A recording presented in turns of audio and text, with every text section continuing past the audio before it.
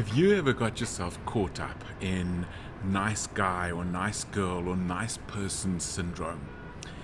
This is a really interesting subject, and it's amazing how many of us, including me, have got our lives stalled by trying to be nice. I'm going to tell you my story. Let's explore.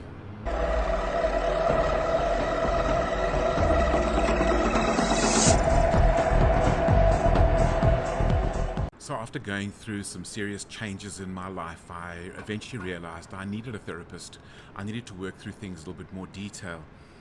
And as we kind of worked through things, at one point, not related to the therapy directly, but at one point I did what is called a DISC assessment. Some of you will have done it. You know I have a bit of a thing for understanding that we're all unique personalities, and this was just one more tool.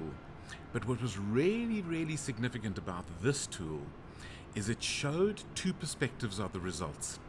It showed the result of how you wish to be seen by others, and separately it shows the results of how you really are.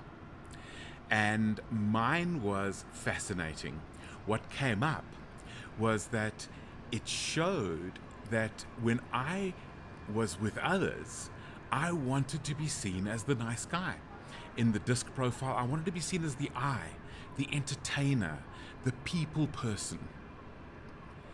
But the reality is, the real me is an ID. There is an incredibly direct part of me. And this set me off with the therapy, with my inner work, with the work I did over time, that inner journey that we need to become conscious leaders. It set me off to go and explore, to go and find out what this was all about. And I eventually wrote a blog post called I'm a D, where I realized that there is an incredibly direct and a little bit forceful side of who I am, in addition to me being a warm, genuine, authentic person. And the two together is where I lead and influence the most. And so this discovering who I really am, played such an important role in my development.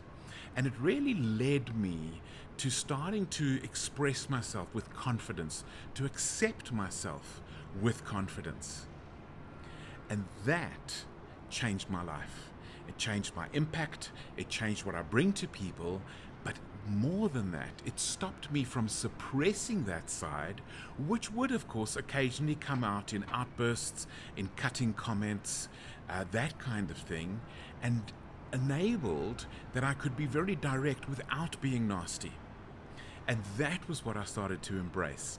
And so if you look at our quote this week, be who you are, say what you say, because those that mind don't matter, and those that matter don't mind.